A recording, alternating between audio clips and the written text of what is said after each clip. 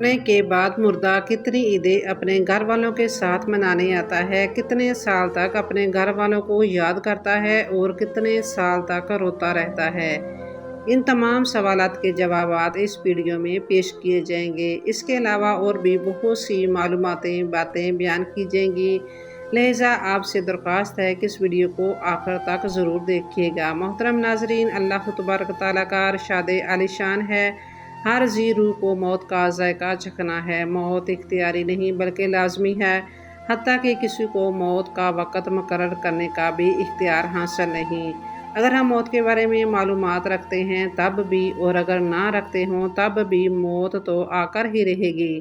سمندری مخلوقات، زمین پر رینگنے اور چلنے والے جانور، پرندے اور انسان، الغرض ہر ذی روح ختم ہو جاتی ہے جب ان کا وقت مقرر آتا ہے۔ لیکن انسان چونکہ اشرف المخلوقات ہے، دماغ رکھتا ہے، سوچتا ہے اور اصول و ضوابط کے تحت اپنی زندگی گزارتا ہے، لہٰذا اس نے پیدائش سے لے کر مرنے تک کے کچھ اصول وضع کیے ہوئے ہیں۔ حتیٰ کہ وہ اقوام جو اللہ تبارک تعالیٰ پر ایمان نہیں رکھتی، ان کے بھی قوانین ہیں جن کے تحت وہ اپنے مرنے والوں کو آخری سفر پر روانہ کرتے ہیں۔ ہم مسلمانوں کے نزدیک موت کا مطلب انتقال ہے، یعنی ہم مرنے کے بعد ختم نہیں ہو جاتے بلکہ ایک عالم دنیا سے ایک نئے عالم کی طرف منتقل ہو جاتے ہیں، جہاں انسان اپنے رب سے پہلے سے زیادہ نزدیک ہو جاتا ہے۔ اس کی آنکھوں کے سامنے حجابات اٹھ جاتے ہیں اور وہ کچھ ایسی چیزوں کو دیکھنے کے قابل ہو جاتا ہے جو اس عالم دنیا میں رہ کر نہیں دیکھ سکتا۔ لہٰذا ہمارے لیے یہ ضروری ہے کہ جس طرح اس دنیا میں رہنے کے لیے اہم معلومات حاصل کرتے ہیں، زندگی کے اختتام کے بارے میں بھی معلومات ہمارے پاس ہوں، تاکہ ہمارا اختتام جانوروں کی طرح سے نہ ہو بلکہ اس طرح سے ہو جو اشرف المخلوقات ہونے کی وجہ سے ہمارے شایان شان ہے۔ ہر مسلمان کو چاہیے کہ وہ اپنی زندگی میں کم از کم 7 میتوں کو نہلائے، کفنائے اور دفنائے، تاکہ اس پر موت کی حقیقت صحیح معنوں میں آشکار ہو سکے۔ اب یہ بھی جان لیجیے کہ کسی بھی مسلمان میت کا نہلانا، کفنانا اور دفنانا ہر مسلمان پر واجب ہے اور یہ فرض کفایہ ہے، اور اگر کوئی بھی ایک بھی مسلمان یہ کام انجام دے دے تو سبھی کی طرف سے ہو جاتا ہے، لیکن اگر ایک بھی مسلمان یہ کام نہیں کرتا تو سب کے سب مسلمان گناہ گار ہوں گے۔ رسول اللہ صلی اللہ علیہ وآلہ وسلم نے اپنے ایک صحابی حضرت ابو ذر غفاری رضی اللہ تعالیٰ عنہ سے فرمایا، اے ابو ذر، اگر صبح کو پا لو تو دوپہر کی بابت بات نہ کرو، اور اگر دوپہر کو پا لو تو رات کا ذکر نہ کرو، اور جب رات آ جائے تو صبح کی بات چیت نہ کرو، کیونکہ تمہیں کیا معلوم کہ کس وقت موت آ جائے۔ اے ابو ذر، ہر وقت موت کو اپنے پیش نظر رکھو۔ محترم ناظرین، موت کا وقت انسان پر بہت بھاری اور مشکل وقت ہوتا ہے۔ احادیث میں ہے کہ ایک کپڑا اگر کانٹوں سے بھری جھاڑی پر ڈال کر کھینچا جائے تو جو کیفیت اس کپڑے کی ہوتی ہے وہی کیفیت موت کے وقت انسان کی ہوتی ہے۔ یہ امر مسلمات میں سے ہے کہ وقت احتضار ہر شخص اپنی محبت اور معرفت کے مطابق سرور کائنات صلی اللہ علیہ وآلہ وسلم اور ائمہ معصومین کی زیارت سے مشرف ہوتا ہے، جبکہ دوسری جانب مختصر جانی جس شخص پر نزاع کا عالم طاری ہوتا ہے تو شیطان بھی اپنی پوری طاقت و قوت کے ساتھ اسے گمراہ کرنے کے لیے آن موجود ہوتا ہے۔ موت کے وقت شیطان کا انسان پر حملہ شدید ترین ہوتا ہے تاکہ وہ انسان منکر و کافر ہو کر مرے اور ایمان کی دولت سے محروم رہے۔ اگر مرنے والا ہمیشہ واجبات اور مستحب ذکر و اذکار وظائف کا عادی رہا ہو تو اللہ تبارک تعالیٰ اس کی مدد فرماتا ہے اور ملائکہ اس شخص کے پاس موجود شیاطین کو دور بھگا دیتے ہیں، ورنہ جو چیزیں اس کو دنیا میں پسند ہوتی ہیں شیاطین وہ چیزیں لے کر اس کے سامنے کھڑے ہو جاتے ہیں اور اس کو گمراہی پر مجبور کر دیتے ہیں۔ ملک الموت کی آمد کا وقت بھی مرنے والے کے لیے خاصا مشکل ترین مرحلہ ہوتا ہے۔ کچھ معلوم نہیں کہ وہ کس شکل اور کس حالت میں آئے گا، کس طرح روح قبض کرے گا، مشکل سے یا آسانی سے، اس کا انحصار انسان کے اعتقادات اور اعمال پر مشتمل ہے۔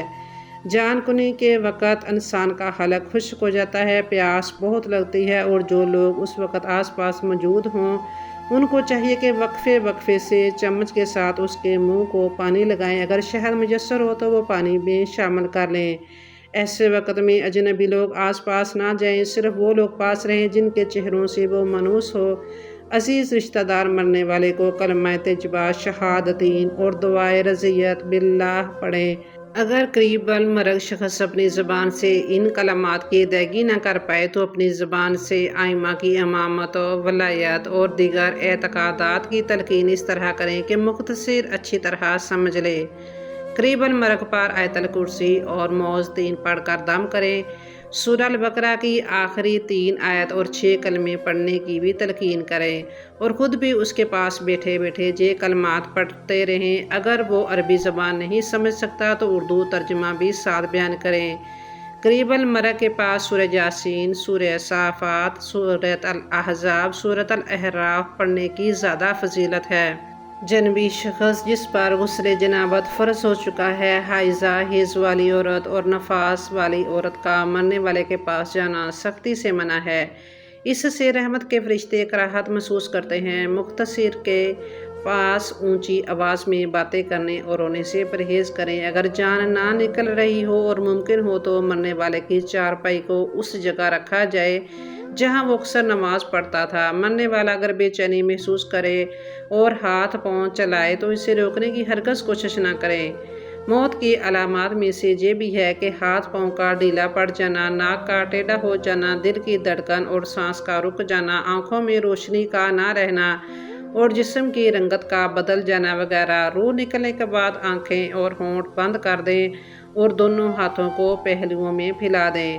پاؤں کے انگوٹھے کسی چیز کے ساتھ آپس میں باندھ دیں۔ کسی کپڑے سے ٹھوڑی کے نیچے سے لے کر سر کے اوپر تک گرہ لگا دیں تاکہ منہ کھلا نہ رہ جائے، کیونکہ اسی حالت میں میت ٹھنڈی ہو جائے تو اس کی حالت تبدیل نہیں ہوتی۔ میت کے زیورات اور انگوٹھیاں وغیرہ بھی جلد اتار لی جائیں تاکہ بعد میں سوجن کی وجہ سے اتارنے میں دقت پیش نہ آئے۔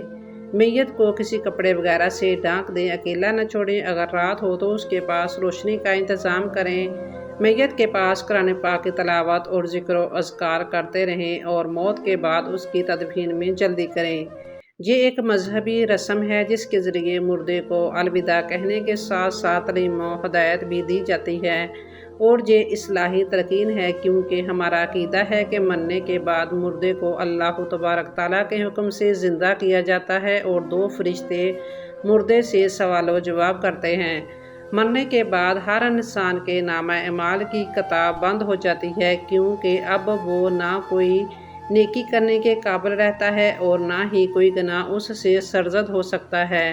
ہاں، مگر بلا واسطہ نیکیوں کا اجر اسے ضرور ملتا رہتا ہے۔ وہ نیک اعمال جن کا آغاز اس نے اپنی زندگی میں کیا تھا اور وہ اس کے بعد بھی جاری رہے، ان کی جزا اس کو برابر ملتی رہے گی، وہ ثواب جو اس کے عزیز رشتہ دار اس کو ایصال کریں گے۔ اسی طرح اگر مرنے والے نے اپنی زندگی میں کسی برے عمل کی بنیاد رکھی تھی جو اس کے مرنے کے بعد بھی جاری رہا تو وہ بھی اس کے لیے دردناک عذاب کا موجب بنا رہے گا۔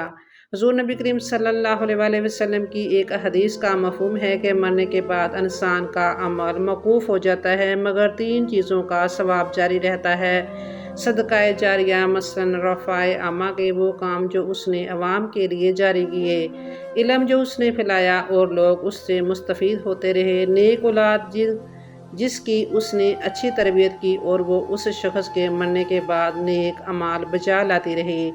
یہ وہ اعمال ہیں جن کا سبب مرنے والا خود ہوتا ہے، لیکن کچھ ایسے اعمال بھی ہو سکتے ہیں جن کا سبب مرنے والا خود نہیں بلکہ اس کے دوست، احباب اور عزیز و رشتہ دار ہوتے ہیں، جو نیکی کے کام سر انجام دیتے ہیں اور اس کا ثواب اسے ایصال کرتے رہتے ہیں۔ ان حضرت صلی اللہ علیہ وآلہ وسلم کا فرمان عالی شان ہے کہ اپنے مرنے والوں کے لیے ہدیہ دیا کرو۔ صحابہ کرام نے عرض کیا کہ ان کے لیے ہدیہ کیا ہے؟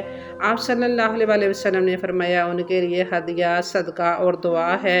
نیز فرمایا کہ مومنوں کی روحیں ہر جمعہ آسمان پر اپنے اپنے گھروں کے سامنے آتی ہیں اور درد بھری آواز میں پکار کر کہتی ہیں: اے میرے اہل و عیال، اے میرے ماں باپ اور رشتہ داروں جو مال ہمارے ہاتھوں میں تھا اس میں سے ہم پر مہربانی کرو کہ اس مال کا حساب اور عذاب تو ہم پر ہے، مگر اس سے فائدہ اور لوگ حاصل کر رہے ہیں۔ اس طرح سے ہر ایک روح اپنی خواہش و قربا سے فریاد کرتی ہے اور کہتی ہے کہ 1 روپیہ یا 1 روٹی یا 1 کپڑا خدا کی راہ میں دے کر ہم پر مہربانی کرو۔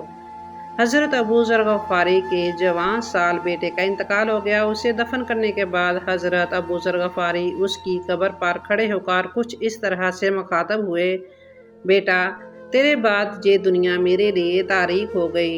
مجھے اس دنیا سے اب کوئی رغبت نہیں، لیکن 2 وجوہات ہیں جن کی وجہ سے میں ابھی زندہ رہنا چاہتا ہوں۔ ایک تو یہ کہ تو اب اس دنیا سے جا چکا اور تیرا اعمال نامہ اب بند ہو چکا ہے۔ نیک کاموں کے لیے اب تو دوسروں کا محتاج ہے اور اب تجھے ایک کٹھن اور دشوار گزار سفر بھی درپیش ہے۔ میں چاہتا ہوں کہ اس دنیا سے تجھے کچھ نہ کچھ بھیجتا رہوں تاکہ آخرت کے سفر کی منزلیں تجھ پر آسان ہو جائیں۔ اور دوسرا یہ کہ تیرے بعد مجھے بھی اس سفر پر روانہ ہونا ہے۔ سفر طویل ہے اور زاد راہ بہت کم۔ میں چاہتا ہوں کہ اپنے لیے کچھ مزید توشہ آخرت جمع کر لوں۔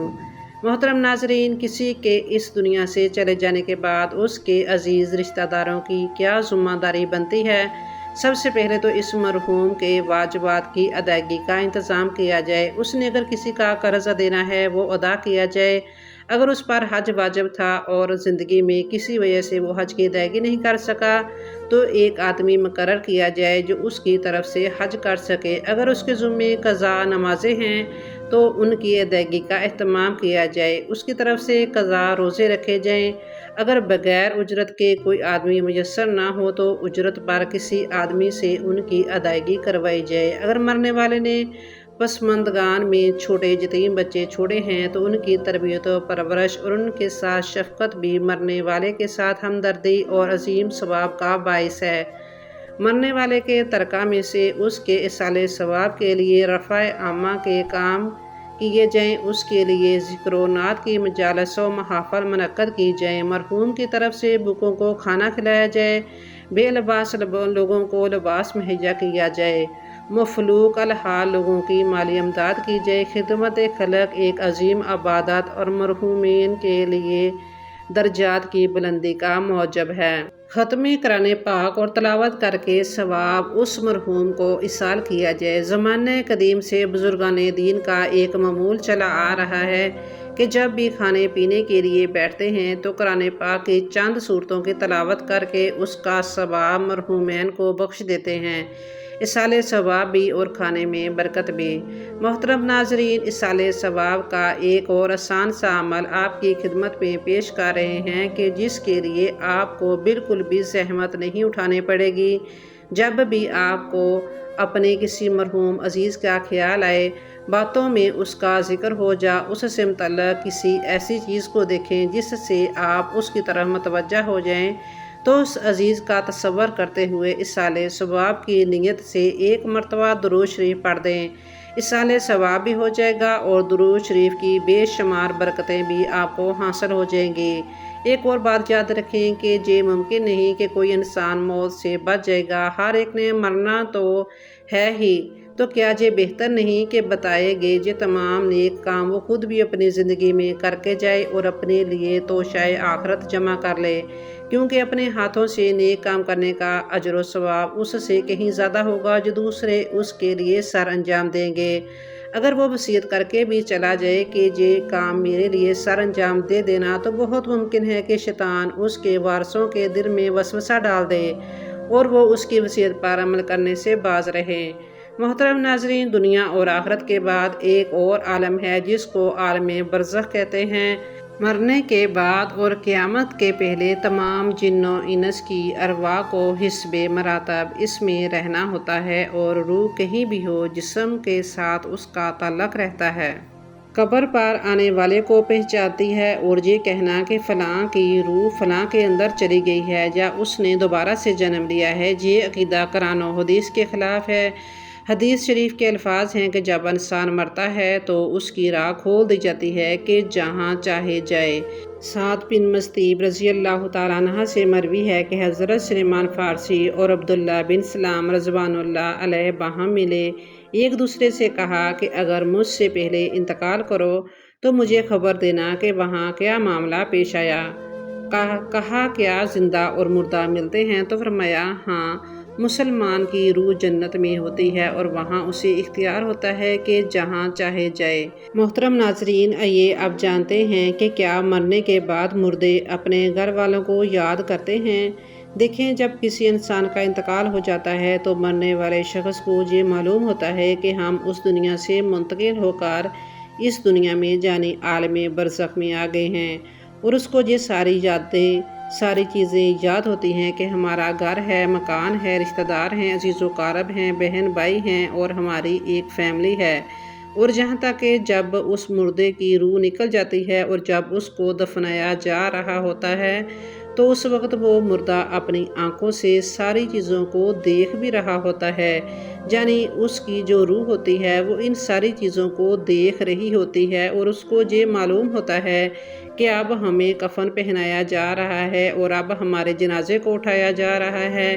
لہٰذا نیک بندوں کو تو جہاں تک پتہ ہوتا ہے، یعنی جب اس کے جنازے کے لوگ اٹھاتے ہیں تو وہ کہتا ہے اے لوگو، جلدی مجھے لے کر کے قبرستان چلو اور بہت جلد مجھے میرے اصلی ٹھکانے میں یعنی قبر کے اندر پہنچا دو، کیونکہ اسے موت کے وقت ہی پتہ چل جاتا ہے کہ اس کے ساتھ آگے کیا ہونے والا ہے۔ لہٰذا مومن بندہ یہ کہتا ہے کہ مجھے جلدی لے چلو، مجھے قبر کے اندر اتار دو اور مجھے میرے اصلی ٹھکانے تک پہنچا دو، کیونکہ نبی کریم صلی اللہ علیہ وآلہ وسلم نے ارشاد فرمایا ہے، دنیا مومن کے لیے قید خانہ ہے اور کافر کے لیے جنت ہے۔ جو بھی گناہ گار، فاسق و فاجر اور بے نمازی انسان ہوتا ہے وہ چیخ چیخ کر یہ کہتا ہے کہ اے لوگو، تم مجھے کہاں لے کر جا رہے ہو؟ وہ اپنی فیملی سے کہتا ہے کہ میں نے اپنے بچوں کے لیے بہت زیادہ کمایا ہے اور ان کے لیے گھر مکان بنایا، اور وہی بچے مجھے میرے گھر سے نکال کر اندھیری قبر میں لے جا رہے ہیں۔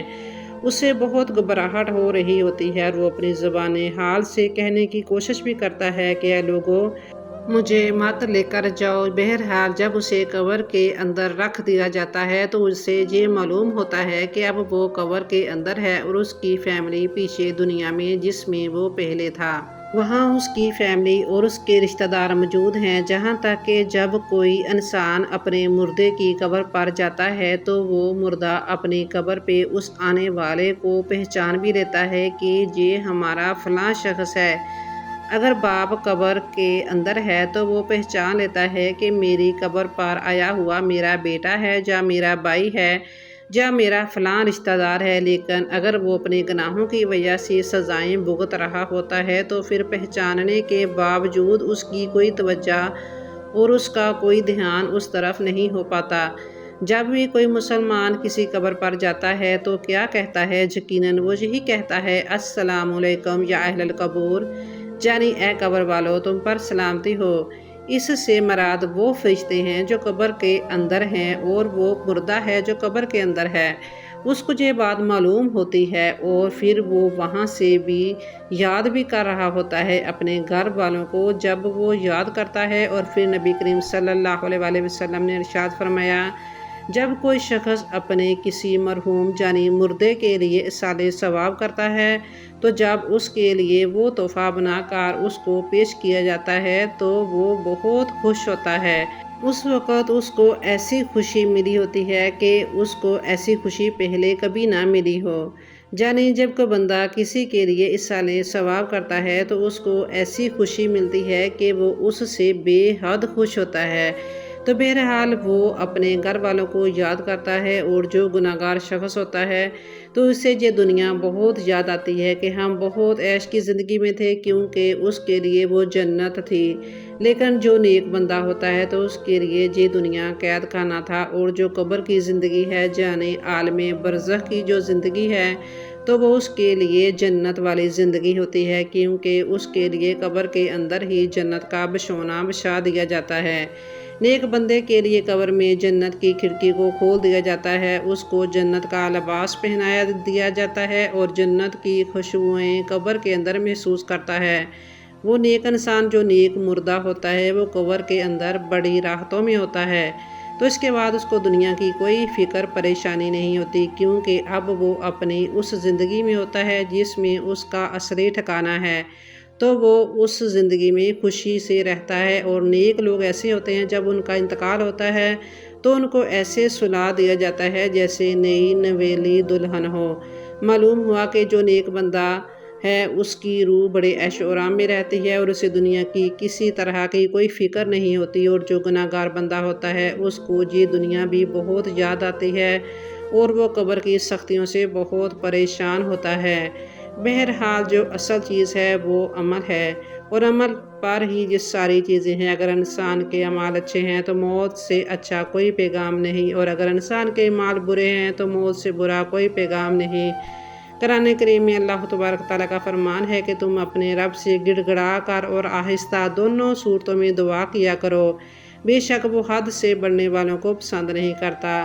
اللہ کے نبی نے فرمایا، جو مسلمان میت کی نماز جنازہ ادا کرے، جو اللہ تبارک تعالیٰ کے ساتھ کسی کو شریک نہیں ٹھہراتے، تو اللہ تبارک تعالیٰ اس میت کے حق میں ان کی سفارش کو ضرور قبول فرماتا ہے۔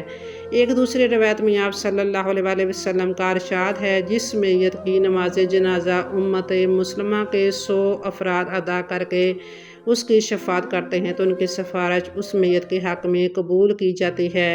امام ابن قیم رحمۃ اللہ علیہ فرماتے ہیں کہ نماز جنازہ کا مقصد میت کے لیے دعا ہے۔ قبر کے پاس کھڑے ہو کر دعا اور طلب مغفرت کرنا کیسا عمل ہے۔ حضرت عبداللہ بن عمر رضی اللہ تعالیٰ عنہ کی روایت ہے کہ اللہ کے نبی صلی اللہ علیہ وآلہ وسلم جب میت کو قبر کے اندر رکھتے تو فرماتے کہ اللہ تبارک تعالیٰ کے نام سے اور رسول اللہ صلی اللہ علیہ وآلہ وسلم کے طریقے پر۔ نیز حضرت عثمان بن عفان رضی اللہ تعالیٰ عنہ کی روایت ہے، وہ کہتے ہیں کہ جب رسول اللہ صلی اللہ علیہ وآلہ وسلم میت کی تدفین سے فارغ ہوتے تو قبر پر کھڑے ہو کر فرماتے کہ اپنے بھائی کے لیے مغفرت کی طلب کرو اور اس کے لیے ثابت قدمی مانگو، اس لیے کہ ابھی اس سے سوال کیا جائے گا۔ تو اللہ رب العالمین کی بارگاہ میں دعا ہے کہ اللہ تبارک تعالیٰ ہم تمام مسلمانوں کو خوب اچھے اور نیک اعمال کرنے کی طاقت و توفیق مرحمت فرمائے۔